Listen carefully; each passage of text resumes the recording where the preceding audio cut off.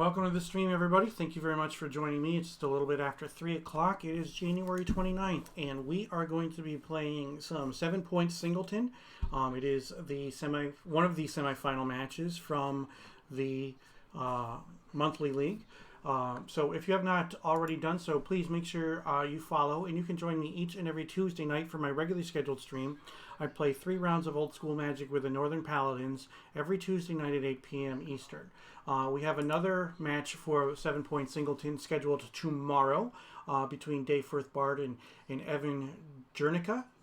I'm sorry if I'm butchering your name. That's at 1:30 Eastern, 10:30 Pacific, again tomorrow here on my channel. So with me again today for commentary is going to be Brian Weissman. So you will be hearing his voice as well as mine during the match. So I appreciate you all being here, and we're going to bring it over to the players. So we've got Simon on the left, and we've got Kevin on the right. Yeah. Gentlemen, thank you very much for allowing me to stream this, and I'm hoping you guys have some really, really good games. You guys have some pretty interesting decks, and I really like this format. So. Yep, sounds good. All right. Yeah. So I'm going to duck out of this room. You guys can go ahead and start your games, and then Brian and I are going to do commentary in the other room. So good luck, gentlemen. Take care. Cheers. Thanks, Rick. Okay, thank you. All right.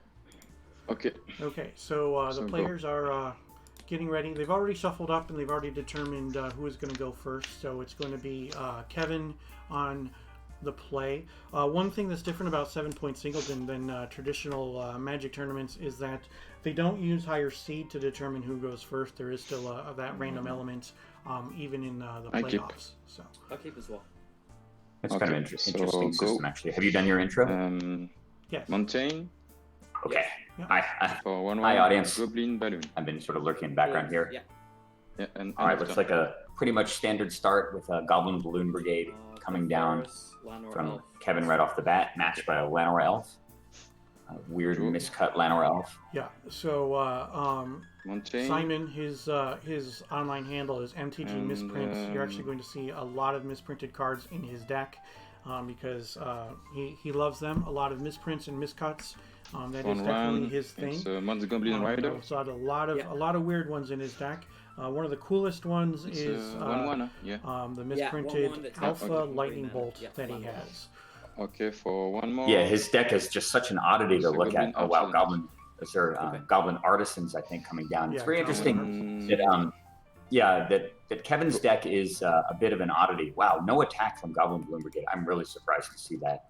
I think that there's a 100% chance that Simon would not block a 1/1 with a Llanowar Elf playing a considerably slower red-green deck. That was a really surprising lack of an attack to me. Now Simon's got his dual land in there that produces both colors. Elvish Archers, bizarrely miscut one, and that is a brutal roadblock for mono red. All of those 1/1 goblins have no way of getting through a 2/1 first striker Right. on their own. I mean, the Balloon Brigades is probably going to start swinging in for 1 in the air, maybe, but Yeah, I mean, I expect the mono red deck will have some removal on hand. It is a singleton format, so the actual ways that red can kill even 1/1s are somewhat limited. A lot of the really good quality Blood Moon, not terribly devastating, just turns his Taiga into a mountain. And no attack again, obviously, through the Elvish Archers. This is not the position that a Goblin deck wants to be in, where it's got 3 creatures in play and has not dealt a single point of damage yet. 2/1 with First Strike, such a good card in this format. First Strike in general is good in this format. I mean, we've seen it before in previous matches, like in Dave Firthbard with his White Weenie deck with both Banding and First Strike. Yeah, exactly. Backed up by both Crusade and Angelic Voices, and sometimes even Jihad, which for some strange reason is still a legal card when Crusade is not, which is a little bit bizarre. But let's see what he's doing right here. He's got 1 green, 1 red, and then a green mana from the Llanowar Elf as well. Yeah, it's kind of interesting, actually, that Elvish Archers were misprinted as a 1/2 creature. And in fact, in the format that we covered yesterday, they are actually been reverted back to their 2/1 status. Yeah. Just for continuity, but the card was actually misprinted as a 1/2. I remember seeing alpha Elvish Archers when I first started playing and scratching my head over why they would even bother to make a creature that was just so objectively worse than Grizzly Bear, and it was rare. And first strike on a 1/2 isn't all that scary. The thing Yeah, is, although- in Alpha 40, Simon's going to be playing Alpha 40 on my stream on Sunday, and in Alpha 40 you play as written, unlike the Alpha 60, where it uses the contemporary rules with the exception of the mana costs.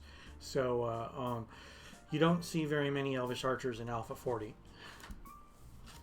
So a Uthden Troll comes down for the mono red deck. Actually, is that a Goblin King? That's or a Goblin or, King. So I don't even know why he gave it flying, because there's a mountain on the other side.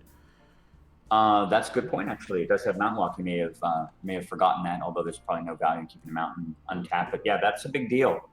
Although, does it give Mountain? Oh, there. That's a Goblins. Yeah, it's a Mon's Goblin Raiders. That second Goblin right there. Does Goblin King give Mountain Walk, or does it? It does. Just yeah. So +1/+1 and Mountain Walk. And it's interesting that he did not attack with all three of his creatures. He could have hit for 6 right there.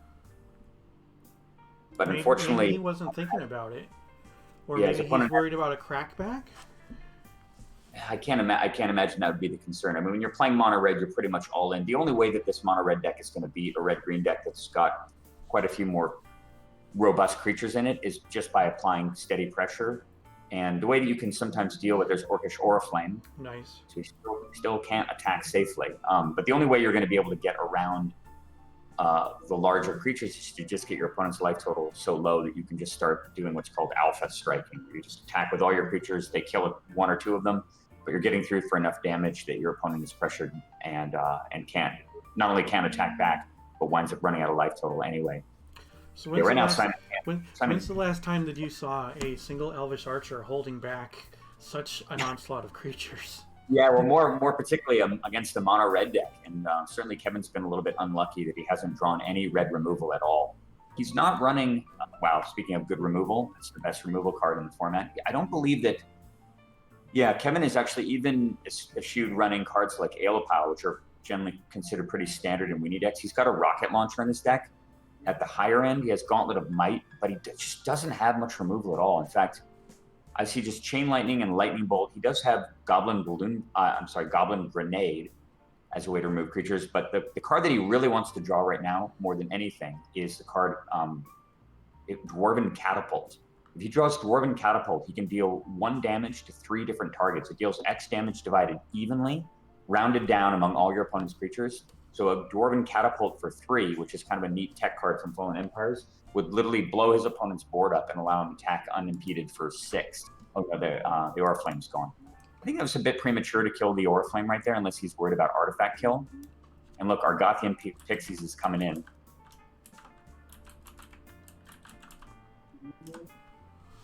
And we're seeing a mono red deck trading with a creature when it's at 20.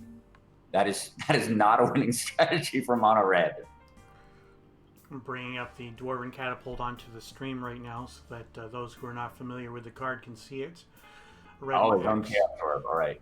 Well, provided he can successfully flip his orb on the Elvish Archers, he now has a way to attack. But he may elect not to do that and just attack for 1 in the air with Goblin Balloon Brigade. This is probably an awareness of the fact that Simon has bigger creatures in his deck. If you were to go in Chaos Orb away at 2/1 and have his opponent play Urnam Jin, it would not work out very well for him. Although Forest Walk could be a factor. All right, so moving on here.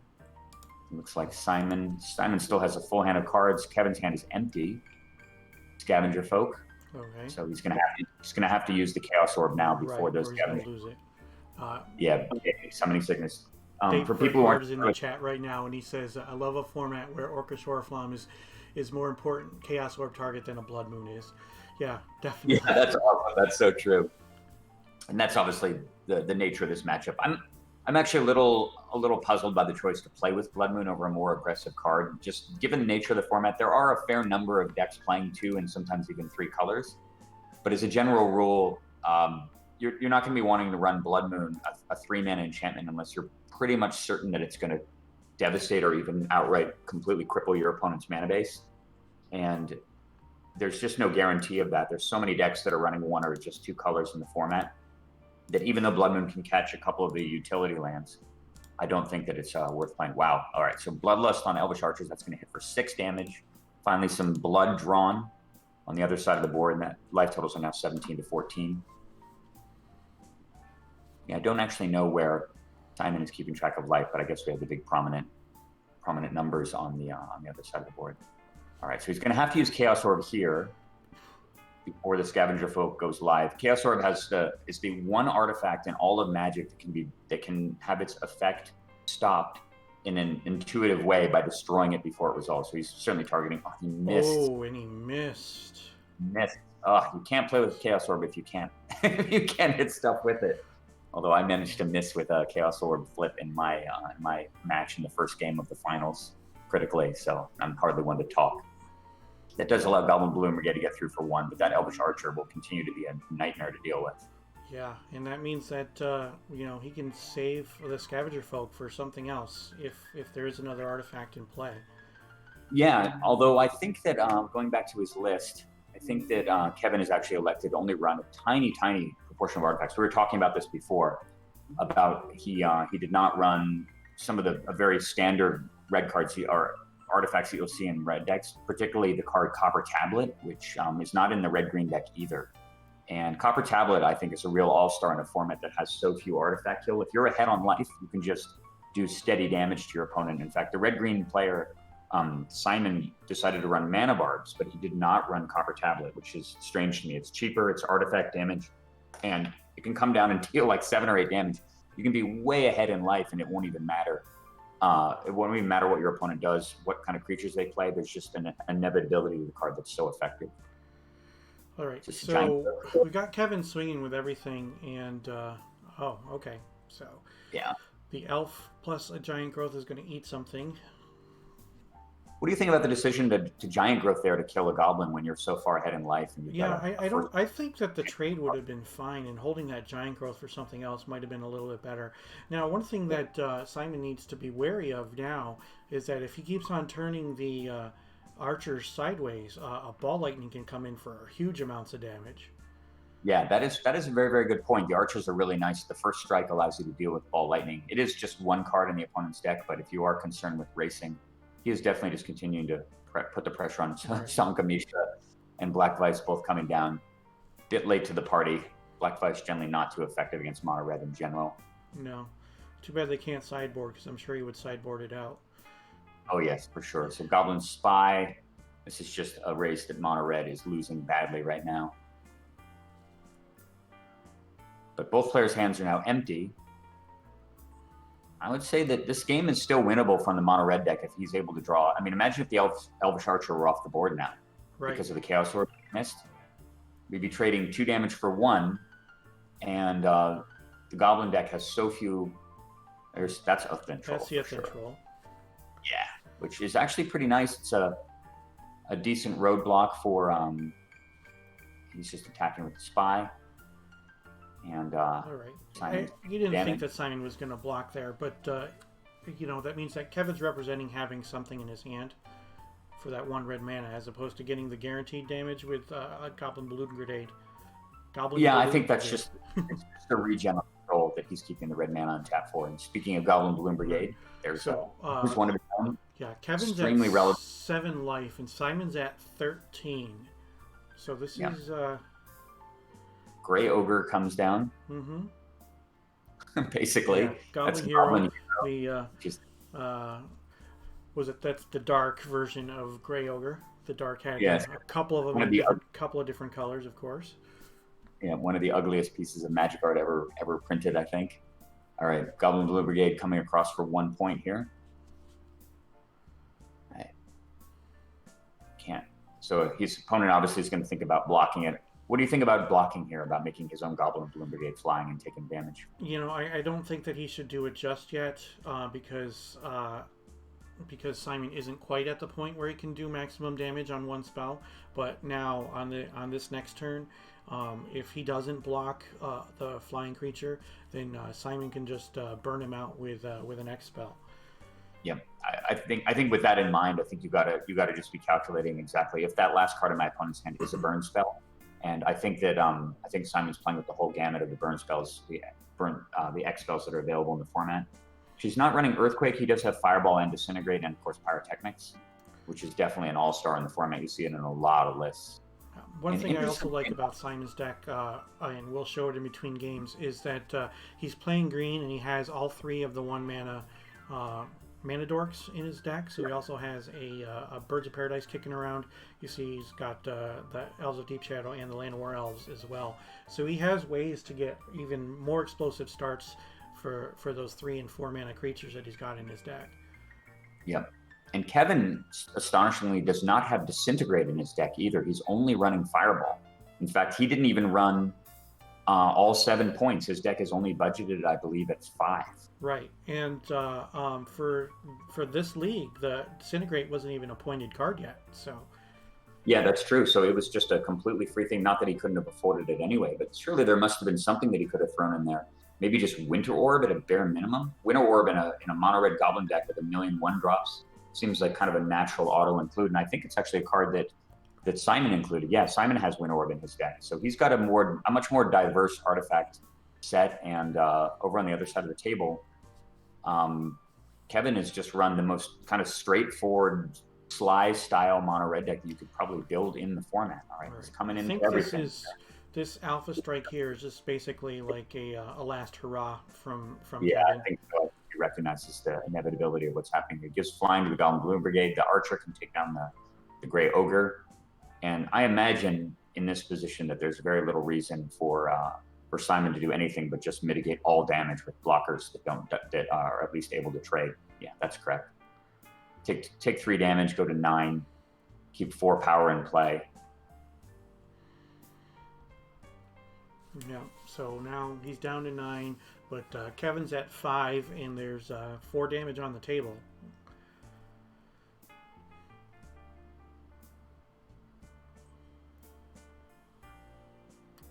It definitely looks to me like it was a bit of a bit of a resignation there in terms of just attacking.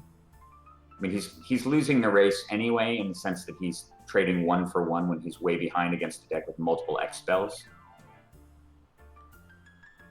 All right, so this was a good attack actually from Simon. He wasn't going to win with the attack anyway, and by keeping the elves back, that means that he can mitigate something. Not a ball lightning though, unless he's got some kind of removal in his hand. But if he I mean, there is a range of cards here depending on what's in Simon's hand. There is a range of cards that wins the game here. Ball lightning plus Goblin Grenade would actually be lethal, which would be an astonishing way to turn this game around. I imagine both players have a bunch of lands in hand right now due to the fact that Ankh-Mishra's in play. And Kevin has come back from behind in several games in this league with draws exactly like that, where seemingly coming out of nowhere with a whole bunch of damage. Okay, so there's the ball lightning. Half the combo, ball lightning coming down. Oh my God! If he has Goblin Grenade, he's going to take 5, 6, 7. And he can just give flying and attack for 7, and it's not enough. Simon's only at 6, so the trample damage from the ball lightning would come through, and then 1 from the flying from the Balloon Brigade. Just those 2 creatures. If he attacks with everything, then if Simon has nothing, then he loses. I think he's at 9. Is that a 9 or a 6? Not 6. I think he's at 9. Oh, he's at 9, not 6. Okay. Yeah, that's obviously a very big deal. But yes, again, if he has Goblin Grenade, and if one of those cards is Goblin Grenade, this is definitely snatching victory from the jaws of defeat, and it would have made the attack last turn so prescient. He's asking how many cards are in hand, I think. So if he blocks here, he takes 5, and he still goes to 4. And with those 2 blockers, with those 2 cards back, well, he can't play another land and cast Pyrotechnics, though, which is one of his burn spells that could win the game. Right. So, yeah, it looks like he's just going to take it. Just going to take 3. it. All right, now he's in bolt range. Yeah, I think that's a mistake. I think you definitely just block with Llanowar Elf here just to keep yourself at 5. That just completely changes the range what your opponent can have to close the game out. We haven't seen lightning bolt or chain lightning. I don't understand why you wouldn't block there and stay at 4. It's just that's literally the difference between life and death a lot of the time. All right, so what's Simon going to do? Okay, he's going to fly for 1. Is there going to be a block? I mean, I would assume there's going to be a block, but there really isn't much difference between being at 1 or being at 2. They're all coming Alpha right here. strike. Okay. All right, so he's got to block 2 of them. He's got to block the archers, so he can either... he's going to lose 2 creatures here. He has to. So you block, regenerate, and then use... he can. Yeah, you're right. He can regenerate, so he's going to take 1. All right, so the elf is down, the flyer's still there, and the elvish archers are still there. Yes, and he goes to 2. Oh no, he changed the life total off the right there. wrong one. He's at 1. Yeah. So the life totals are currently 1 to 3. Wow, he passes back. Yeah, let me let them know. You took the life total off the wrong score there. It should be 1 to 3, gentlemen.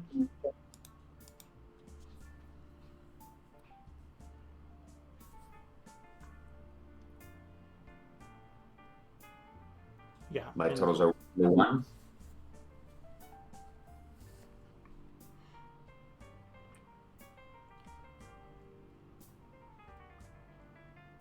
Yeah, on the last attack, Kevin, you took 1 life point off Simon's life total, not off your own. So you should be at 1, and Simon should be at 3 before you attack. So if you're basing your attack on that, I suggest that you back up a little bit. Yeah, exactly. But life totals are actually 1 to 3 with control charging in here. And Kevin has that look on his face like, I can't do anything else. All right, so he's still going to attack. Okay. Yeah. And that is the end of the game. Well, an interesting game. I think that there were some sort of interesting technical decisions on both sides. I think that if you decide to go after your opponent and be aggressive, you got to sort of continue to push that line. I think that we're trying to switch back and forth between offense and defense isn't always going to be the best strategy. But clearly the big decisive play of this game was that missed Chaos Orb. Can you imagine if that Elvish Archer had been dead from Chaos Orb? Right, and that's so much damage that it dealt and so much damage that it prevented. Exactly. That would have been more than enough to carry the game. I think that shortly after the Archer came down, I don't think that Simon had any more plays, which means that he was probably just relatively mana flooded and would have succumbed relatively easy to the red deck. So for people who are dipping their toes into 7-point old school Singleton, practice the Chaos Orb. It is well worth it because it is an integral tool in the format. It goes in every single deck, and if you miss, it can really often mean the difference between winning and losing the game. Yeah, I mean, I play old school once a week on my stream, and then I stream some other stuff as well. And I feel really, really bummed out when I miss an orb flip. You know, with all the people who are watching. It's different to miss an orb flip when it's just you and somebody else than it is when you got a whole bunch of eyes on you. Yeah, it is. I mean, obviously, the situation is quite a bit different when you're playing on webcam, when there's an audience and so on. Anytime there's a physical component to anything, whether it's in flipping cards in Magic or in an official sport, you're always going to have to deal with things like the yips. You know, your nervous system just acting in a weird way that it normally wouldn't in a casual game. And I've certainly missed my fair share of Chaos Orbs as well under pressure. So you can hardly fault people for doing it. Right. Maybe he hits 95% of the time and there's nothing to criticize. And you've probably flipped Chaos Orb 1,000 times, as many times as I have. And the fact that you miss them every once in a while, you know, that's a testament to Chaos Orb in and of itself, because you have this muscle memory built in for years and years of playing Chaos Orb flips. Yep.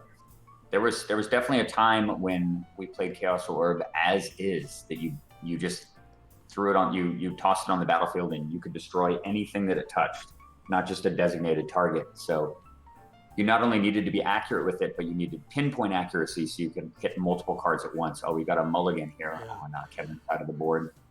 Mulligans in 7-point Singleton are so rough because of the fact that, you know, it is a Singleton format, and being that it is Singleton, you know, you need to make that added decision of putting something away that chances are you're just never going to see. So. Yes, yeah, it is particularly painful, and there are so few methods of getting card advantage in the format as well. Both of these decks are only running a single spell that draws cards. They're both running the card Wheel of Fortune, which is a 1-point card in the budget. Although Simon does have a regrowth in his deck, so he has the ability to cast it twice potentially. Mm-hmm. But on a red deck, in the deck that Kevin is running, he basically, once his hand's gone, if he doesn't draw that single Wheel of Fortune, he's just top decking one card at a time. And you draw a couple lands in a row. Anybody who's played a limited format, either draft or sealed, knows how demoralizing it feels to just top deck 2 or 3 lands in a row when your opponent is drawing business. And that is almost always enough to win the game for your opponent. So it's going to put one card on the bottom here. At least the fact that his deck is extremely homogenous. It has pretty much the same opening hand every time. So, and it functions. Oh wow, not even a 1-drop. No. His deck has so many 1-drops, and he's outmatched immediately by a mana dork. Yeah, 1, 2, 3. 4. Dave Firth Bard in chat has said that people often in bigger events will sideboard out their Chaos Orbs in top 8 situations because the pressure is on, and a miss has so much more of an impact than it does in regular games. That's a very interesting point, actually. I hadn't considered that, but yeah, if you're not used to the pressure, this is such an ideal start from Simon's deck. He's got a turn 1 creature. He plays 2 creatures effectively on turn 2 against a guy who didn't have a creature on turn 1, and I have a suspicion that this game may be over in a hurry. He did elect to attack with the Elves of Deep Shadow that turn to get in for a point of damage, which is indicative of me that he doesn't have a 4-drop. I don't think that he would risk losing his mana creature to a trade with a Mons Goblin Raider if in fact he did have a 4-drop like an Urnam. Right. Taking a look at his deck, he doesn't really have a lot of high-end stuff. His deck does kind of top out, with the exception of the X spells. His deck does sort of top out around 2 and 3 mana. He's running the whole gamut of 2-drops: Elvish Archers, Argothian Pixies, the Mighty Grizzly Bears, and its cousin, the Barbary Apes. Even a Scarwood Goblins, Kurt Ape, of course, Whirling Dervish. It's pretty much a who's who of all the best red-green creatures made in the first couple years of the game's development. It does have 4 mana. And some of the not-so-good ones, too. Yeah, and it's full attack here, attack for 5. Just hyper-aggressive, makes perfect sense. Yeah, you cannot be comfortable sitting in Kevin's seat right here, and a Bird's Paradise as well. Such a fluid, cohesive draw. Really, really going to be hard for Mono Red to beat this. Even with an ideal hand, it would be hard to win against this draw. And with the slow start that he had, no creature on turn 1, I think he's stuck on 2 mountains. All he can do is anemically attack in for 2. But as we've seen before, the red deck can deal a lot of damage from very little mana.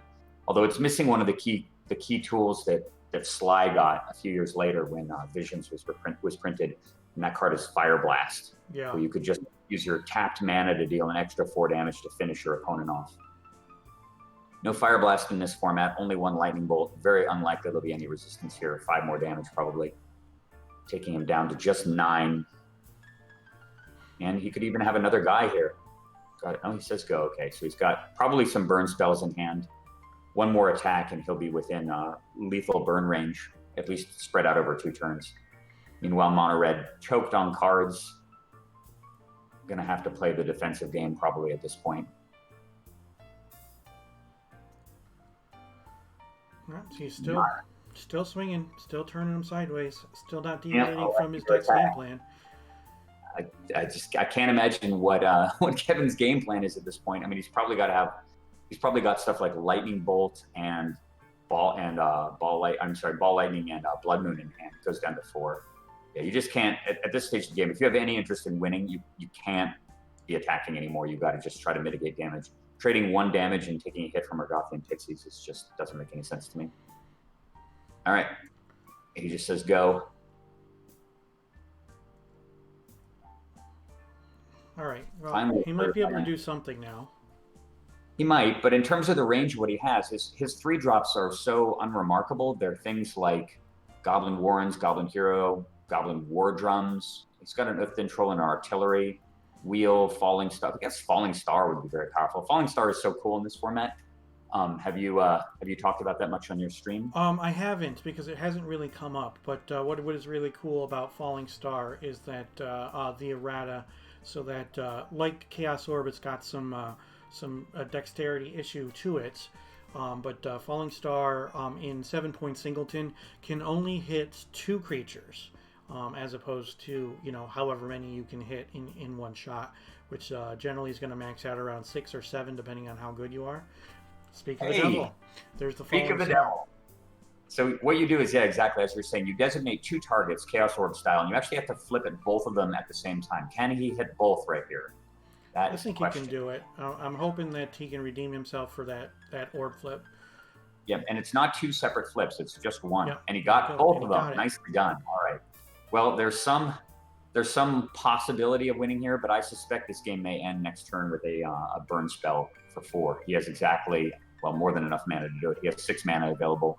Oh, lightning bolt end of turn. All right, so he's clinging to things now. Yeah, this will most likely be the end of the game here. Oh, Hurricane for people.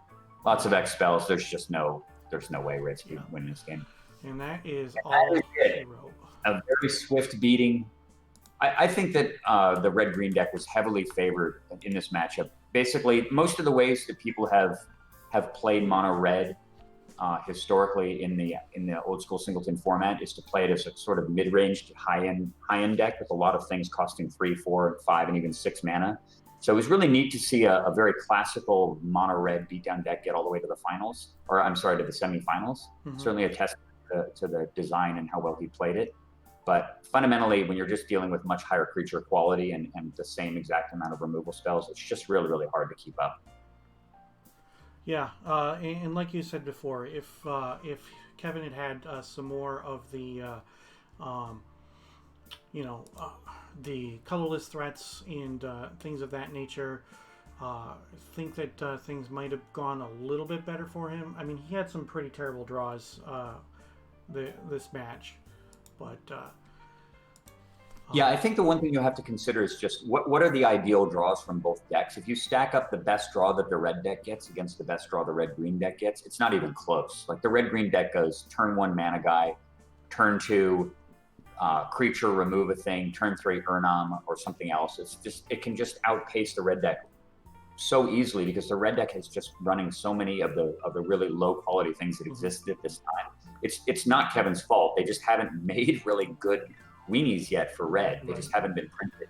They're all kind of coming a few years later in the Tempest block, which is when red really kind of came into its own. And you start seeing cards like Fireslinger, Mog Fanatic, the Mighty Jackal Pup, even Canyon Wildcat, a 2/1 Mountain Walker, and cards like Wrathy Dragon, Fire Blast got printed, Curse Scroll. Red started to get really, really good tools to allow it to compete with the higher end decks. So it's really kind of interesting to see a mono red weenie deck get this far. And it'll be cool to see how people take it in subsequent events, whether they're inspired by the performance of the mono red deck. All right. And might try some. I'm going to go in and I'm going to talk to the players for a moment. All right. And if you want to join me, I'll be quiet. I'm not talking over you. And take your time. Right. Thank you very much for. Should I stick around or? Yeah, go ahead. Stick around. We'll talk in just a moment. Sure.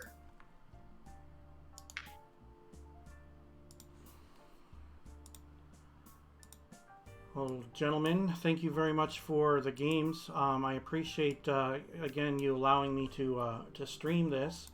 That second game, unfortunately, it didn't look like Kevin was able to draw much.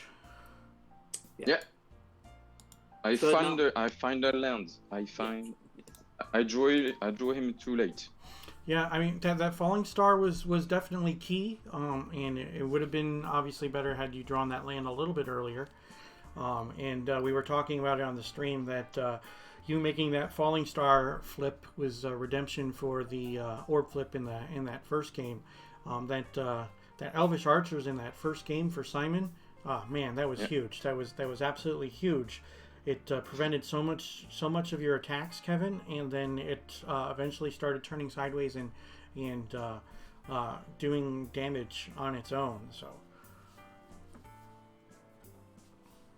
yeah, I got to bloodlust it as well because I assumed that he was going to chaos it. So I was like, I may as well burn this bloodlust because it makes the race a little bit more. If I stall out, at least he's 4 life less. Absolutely. Absolutely. So, again, gentlemen, thank you for allowing me to stream. Now, we've got another semifinal tomorrow. And then, Okay. Simon, you'll be on my stream on Sunday when we do the Alpha 40 finals. So, Okay. lots of good magic coming up, of course. So, Okay. Kevin, congratulations for making it this far. You put up a hell of a fight, and you did extremely well in this league. So I'm hoping that we'll see you again next month in the February league. And Simon, thank you. Congratulations on making it to the finals. And we will see you on Sunday. All right. Okay. Sounds good. Thank you all. Cheers. Thanks, Rick. All right, so that wraps it up for now. And again, like I said, I stream 3 rounds of Old School Magic every single Tuesday night at 8 p.m. Eastern with the Northern Paladins as part of the Tuesday Night Gauntlet. You can follow. Don't forget to follow. Turn on those notifications so that you know when I go live. Tuesday nights at 8 p.m. Eastern, you can watch me. And then, of course, tomorrow we will have more 7-point Singleton action between Dave Firthbard and Evan Jerkunica. All right, I'm still butchering the name, I'm sure. It's 1:30 Eastern, 10:30 Pacific here on my channel. And then once again, tomorrow, I will be joined by Brian Weissman, who you heard helping with commentary as well. So I appreciate everybody who is here tonight. I hope you all have a great day, and we will see you tomorrow. Please stick around for the raid. I would appreciate it, and so would the other people as well. So take care.